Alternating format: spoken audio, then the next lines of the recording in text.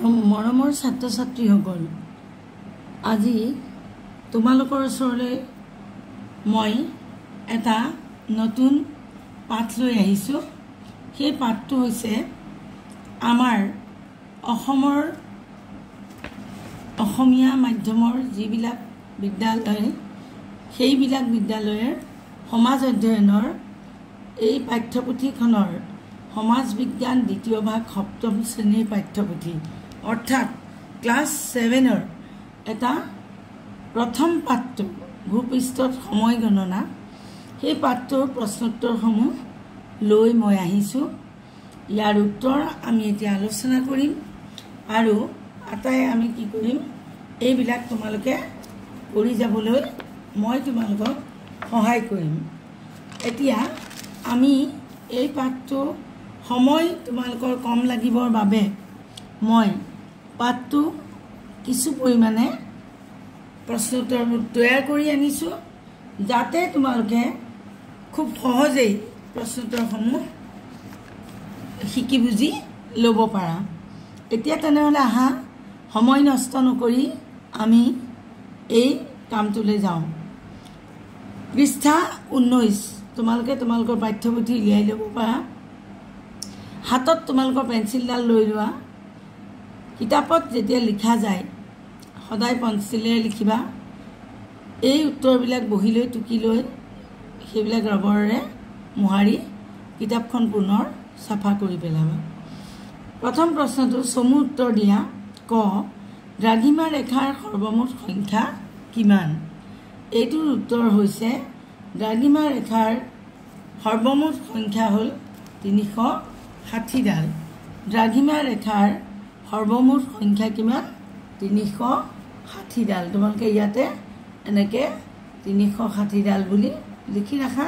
পিছত বহি লৈ তুলি ল'বা আনচাৰখিনি, লৈ এইখিনি মোহাৰি পেলাবা। ভাৰতীয় মান সময়ৰ দ্ৰাঘিমাংশ কিমান?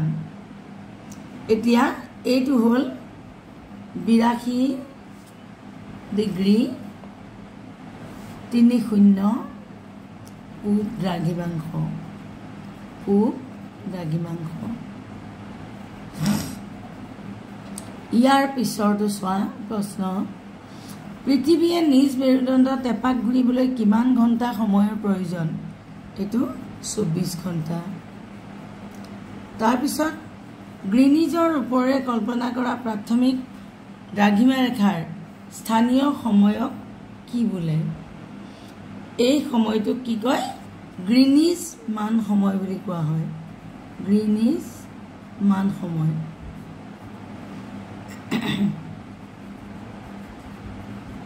গ্ৰীনিজ মান সময় মনত নিশ্চয় থাকিব। কৌণিক দূৰত্বৰ জোখৰ একক কি? ডিগ্ৰী।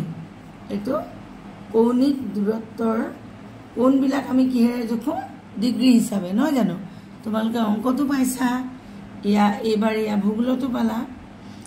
এইবাৰ চোৱা 2 নম্বৰ প্ৰশ্ন, খালী ঠাই পূৰ কৰা। পৃথিৱীৰ পৰিধিয়ে কেন্দ্ৰত ডেছ কোণ কৰি থাকে 360 ডিগ্ৰী। এইটো কি লিখিবা? 360 ডিগ্ৰী, অৰ্থাৎ 360 ডিগ্ৰী। খটো চোৱা, দ্ৰাঘিমা ৰেখাৰ মান বা জোখক ডেছ বোলে। কি বোলে? দ্ৰাঘিমাংশ। এই ডেছটোত আমি কি লিখিম? দ্ৰাঘিমাংশ। তাৰপিছত গ, প্ৰাথমিক দ্ৰাঘিমা ৰেখাৰ কৌণিক দূৰত্ব ডেছ দ্ৰাঘিমাংশ। এইডাল এই গ্ৰীনিছৰ যিডাল কল্পনা কৰা হৈছে 0 ডিগ্ৰী এইডাল। তাৰপিছত ঘ, মধ্যাহ্ন সূৰ্যৰ পৰা পূবফালে 15 ডিগ্ৰী আঁতৰত থকা ঠাইখনত কেইটা বাজিব? 1টা বাজিব। এটা হ'লনে? এতিয়া ইয়াৰ পিছত 3 নম্বৰ, শুদ্ধ অশুদ্ধ নিৰ্ণয় কৰা। পৃথিৱীৰ আহ্নিক গতিৰ ফলত পশ্চিমৰ ঠাইসমূহ পূবতকৈ আগতে সূৰ্যৰ সন্মুখীন হয়। মিছা কথা। সদায় পূবৰ ঠাইবিলাকত সূৰ্যৰ মুখামুখি আগতে হয়। খ, ভ্ৰমণকাৰীয়ে পূব দিশৰ পৰা 180 ডিগ্ৰী অতিক্ৰম কৰাৰ সময়ত এদিন যোগ দি ল'ব লাগে, এইটো ভুল।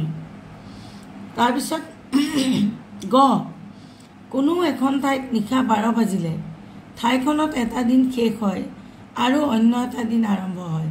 হয়, আমি 12টা বজাত ৰাতি কি কৰোঁ, এটা দিন নেক্সট ডেটো আৰম্ভ হয় বুলি ধৰি লওঁ, এইটো শুদ্ধ। ঘ 180 ডিগ্ৰী দ্ৰাঘিমাংশত সময়ৰ ব্যৱধান 12 ঘণ্টা, শুদ্ধ। উঙ গ্ৰীনিজতকৈ পিছত সন্ধিয়া হোৱা ঠাই এখন পশ্চিম দ্ৰাঘিমাংশত অৱস্থিত। হয়, গ্ৰীনিজৰ পূবৰ ফালৰ সময়বোৰ সোনকালৰ হয়, আগতীয়া সময় হয়, আৰু গ্ৰীনিজৰ পিছত সন্ধিয়া হোৱা তাৰমানে দেৰিকৈ সন্ধিয়া হোৱা, এতিয়া গ্ৰীনিজৰ পশ্চিমত অৱস্থিত হ'ব, ৰাইট, শুদ্ধ। এতিয়া শুদ্ধ উত্তৰটো বাছি উলিওৱা। ইয়াত দুটা অপশ্যন দিয়া আছে, এই দুটা অপশ্যনৰ এটা শুদ্ধ এটা অশুদ্ধ। অপশ্যনটোত তোমালোকে ৰাইট চিন লগাই যাবা। ক ভ্ৰমণকাৰীয়ে গ্ৰীনিজৰ মান সময় অনুসাৰে গ্ৰীনিজৰ পশ্চিমে গ'লে সময় লাভ লোকচান হোৱা বুলি অনুভৱ কৰে, লাভ হোৱা বুলি অনুমান কৰে। খ গ্ৰীনিজতকৈ মুম্বাইত আগতে সূৰ্যোদয় হয়, গতিকে মুম্বাই পূব দ্ৰাঘিমাংশত অৱস্থিত। পশ্চিমত নহয়, ই পূবত, কাৰণ আগতে সূৰ্যোদয় হয়, আগৰ সময় আগতীয়া। গ প্ৰাথমিক দ্ৰাঘিমাৰেখাৰ পূবৰ প্ৰতি ডিগ্ৰী দ্ৰাঘিমাৰেখাত 4 মিনিটকৈ সময় আগবঢ়া। হয়, আগবঢ়া, পিছপৰা নহয়, বৰঞ্চ আগবঢ়া। এতিয়া ইয়াৰ পিছৰ প্ৰশ্নটো চোৱা। ভাৰতীয় মান দ্ৰাঘিমাৰেখা হিচাপে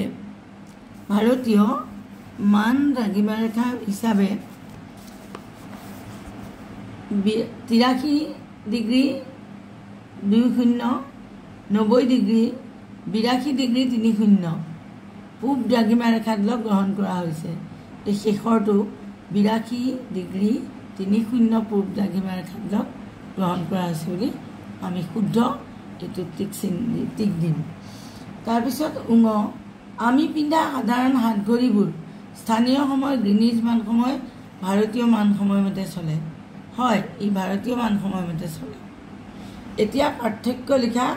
অক্ষৰেখা আৰু দ্ৰাঘিমাৰেখা, স্থানীয় সময় আৰু মান সময়, এই দুটা প্ৰশ্নৰ উত্তৰ মই লিখি থৈছোঁ, তোমালোকক মই দিও দিম, ফটোটো যাবও তোমালোকলৈ। লগতে তোমালোকৰ কি হ'ব, এই প্ৰশ্নখিনি তোমালোকে লিখিব লাগিব, গতিকে ইয়াক মই দেখুৱাই দিম, তোমালোকক পঢ়িও শুনাই দিম, যাতে মোৰ হাতৰ আখৰ তোমালোকে ধৰিব পাৰা। পাৰ্থক্য লিখা, 5 নম্বৰ প্ৰশ্ন। পাৰ্থক্য লিখা অক্ষৰেখা আৰু দ্ৰাঘিমাৰেখা। 1 নম্বৰ পইণ্ট হ'ল অক্ষৰেখাবোৰ বিষুৱৰ সমান্তৰালকৈ পূবা পশ্চিমাকৈ কল্পনা কৰা হয়, আনহাতে প্ৰাথমিক দ্ৰাঘিমাৰ পূবে পশ্চিমে দুয়ো মেৰু সংযোগ কৰি কল্পনা কৰা ৰেখাবোৰেই হ'ল দ্ৰাঘিমাৰেখা। এতিয়া তাৰমানে কথাটো এনেকুৱা, এই পূব আৰু পশ্চিম, তাৰমানে অক্ষৰেখাবিলাক কেনেকৈ অঁকা হয় চাবা। মই তোমালোকক দেখুৱাই দিছোঁ এটা ছবিৰ সহায়ত। ধৰি লোৱা এইখন পৃথিৱীখন, এইটো পৃথিৱী, আৰু এই পৃথিৱীত অক্ষৰেখাবোৰ এইডাল বিষুৱৰেখা, মই একদম জাষ্ট তোমালোকক বুজাবৰ কাৰণে দেই। এনেকৈ যিবোৰ ৰেখা, এইফালে হ'ল পূব, এইফালে হ'ল পশ্চিম, ইষ্ট ৱেষ্ট, আৰু এইফালে হ'ল নৰ্থ, এইফালে হ'ল চাউথ। এতিয়া এনেকৈ পথাৰেকে যিবিলাক ৰেখা, এই ৰেখাবিলাকক কয় অক্ষৰেখা। আৰু কিছুমান ৰেখা আকৌ এনেকৈও অঁকা থাকে, এনেকৈও কল্পনা কৰা হৈছে, এনেকৈ দীঘে দীঘে উত্তৰৰ পৰা দক্ষিণলৈ। এই উত্তৰৰ পৰা দক্ষিণলৈ যিবিলাক ৰেখা এনেকৈ দীঘলীয়াকৈ টনা হৈছে, এইবোৰক কয় দ্ৰাঘিমা ৰেখা। এইডাল হ'ল দ্ৰাঘিমা, আৰু মই চমুকৈ লিখিছোঁ, আৰু এই পথালিকে যিডাল ৰেখা, এইডাল হ'ল অক্ষৰেখা। নিশ্চয় বুজি পাইছা এতিয়া। দ্বিতীয় কথাটো হ'ল কোনো এখন ঠায়ে বিষুৱ ৰেখাৰ লগত পৃথিৱীৰ কেন্দ্ৰত উৎপন্ন কৰা কোণৰ জোখেই হৈছে সেই ঠাইৰ অক্ষাংশ। আনহাতে বিষুৱৰ ওপৰত প্ৰাথমিক দ্ৰাঘিমা ৰেখাৰ পৰা যিকোনো স্থানৰ কৌণিক দূৰত্বই হ'ল ঠাইখনৰ দ্ৰাঘিমাংশ। এতিয়া 3 নম্বৰটো চোৱা। 3 নম্বৰ পইণ্টটো কি? অক্ষৰেখাবোৰ বৃত্তাকাৰ, অৰ্থাৎ অক্ষৰেখাবোৰ যিবোৰ মই আঁকি তোমালোকক দেখুৱালোঁ এইমাত্ৰ, এই আঁকি দেখুওৱা ৰেখাবিলাক এইবিলাক দুইফালে যায়। তাৰমানে বস্তুটো হ'ল এনেকুৱা, অক্ষৰেখাবিলাক ধৰি লোৱা এইটো গোলকৈ এইখন পৃথিৱী হয়নে? এই অক্ষৰেখা পৃথিৱী ঘূৰি নিয়ে না, এনেকৈ গৈ তাৰমানে এনেকৈ ঘূৰি আহে এনেকৈ। কিন্তু এইবোৰ হৈছে কমপ্লিট বৃত্তাকাৰ, তাৰমানে এনেকৈ ৰাউণ্ড। আৰু এইবিলাক যিবিলাক দ্ৰাঘিমাংশ এইবিলাক অকল এনেকৈয়ে আহে, এইবিলাকক অৰ্ধবৃত্তাকাৰ, তাৰমানে পূৰা ৰাউণ্ডটো নহয়, এফলীয়া, এফাল মাত্ৰ হয়। গতিকে ই হাফ চাৰ্কেল। আৰু এই পথালিকে যিবিলাক ৰেখা এইবিলাক ফুল চাৰ্কেল, অৰ্থাৎ বৃত্তাকাৰ, আৰু এইবিলাক হ'ল অৰ্ধবৃত্তাকাৰ। এতিয়া দ্বিতীয়টো চোৱা, স্থানীয় সময় আৰু মান সময়। স্থানীয় সময় আৰু মান সময়ৰ পাৰ্থক্য কি? উত্তৰ, কোনো এখন ঠাইৰ মধ্যাহ্ন সূৰ্যৰ অৱস্থিতি, মধ্যাহ্ন সূৰ্যৰ অৱস্থিতি মানে কি? দুপৰীয়া সূৰ্যটো ক'ত আছে সেইটোৰ ওপৰত ভিত্তি কৰি যি সময় গণনা কৰা হয় সেয়ে হ'ল সেই ঠাইখনৰ স্থানীয় সময়। আনহাতে প্ৰতিখন দেশে এক বা ততোধিক দ্ৰাঘিমা ৰেখাৰ সহায়ত এক বা ততোধিক দ্ৰাঘিমা ৰেখাৰ স্থানীয় সময়ৰ ভিত্তিত সমগ্ৰ দেশৰ বাবে যি সময় গণনা কৰে সেই সময়কে সেই দেশখনৰ মান সময় বা ষ্টেণ্ডাৰ্ড টাইম বুলি কোৱা হয়। এতিয়া ইয়াৰ পিছৰটো চোৱা, 3 নম্বৰ পইণ্টটো চোৱা। বেলেগ বেলেগ দ্ৰাঘিমা ৰেখাত অৱস্থিত স্থানৰ স্থানীয় সময় বিভিন্ন, অৰ্থাৎ বেলেগ, কিন্তু এখন দেশৰ বাবে মান সময় এটাই। ভাৰতৰ যিটো মান সময় গোটেই ভাৰতবৰ্ষতে সেই একেটা মান সময়েই চলে, কিন্তু লোকেল টাইম সাধাৰণতে আমি কি হয় বাগানবিলাকত লোকেল টাইম চলে, বাগান চাহ বাগিচাবিলাকত স্থানীয় সময় চলে। আমাৰ অন্য সময়তকৈ সিহঁতৰ সময়টো এঘণ্টা আগবঢ়া। তাৰপিছত গটোলৈ চোৱা, গ পইণ্টটোৰে স্থানীয় সময় গণনা কৰিবলৈ প্ৰাথমিক দ্ৰাঘিমা ৰেখাৰ মান সময়ৰ সহায় লোৱা হয়। আৰু দেশ এখনৰ সময় যদি কল্পনা কৰা দ্ৰাঘিমা ৰেখাডালৰ স্থানীয় সময়ৰ ভিত্তিত গোটেই দেশখনৰ মান সময় নিৰ্ধাৰণ কৰা হয়।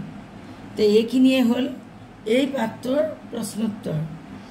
আৰু ইয়াৰ উপৰিও পাঠটো তোমালোকে একেবাৰে থৰলি পঢ়িব লাগিব, একো বাদ নিদিয়াকৈ, কাৰণ তোমালোকে পাঠটোত থকা সকলো কথা জনাটো অতি আৱশ্যক। এতিয়া আজি এইখিনি কথাৰে আলোচনাৰে আমি আমাৰ ভিডিঅ'টো সামৰণি মাৰিছোঁ। যদি তোমালোকৰ কিবা কামত আহিছে তেনেহ'লে তোমালোকৰ বন্ধু বান্ধৱবিলাকৰ লগত এই ভিডিঅ'টো শ্বেয়াৰ কৰিবা, আৰু তাৰ ওপৰত কিবা মন্তব্য থাকিলে মোক জনাবলৈ নাপাহৰিবা। আৰু লগতে এই চেনেলটো ছাবস্ক্ৰাইব কৰি থবা, যাতে তোমালোকৰ সমাজ বিজ্ঞানৰ হওক, ইংৰাজীৰ হওক, হিন্দীৰ হওক, যি বিষয়ৰে পাঠ নিবিচাৰা এই 3টা বিষয়ৰ ভিতৰত আটাইবোৰ পাঠৰ তোমালোকলৈ সংকেত যাব মই যেতিয়া পোষ্ট কৰিম, আৰু সেইমতে তোমালোকে মোৰ এই ভিডিঅ'বিলাকৰ সহায় ল'ব পাৰিবা। আজিলৈ তেনেহ'লে ইমানতে এৰিছোঁ। আটাই পুনৰ মৰম ল'বা, আৰু ধৈৰ্য সহকাৰে মোৰ পাঠটো শুনাৰ বাবে তোমালোক সকলোলৈকে মই ধন্যবাদ জ্ঞাপন কৰিলোঁ। শুভৰাত্ৰি।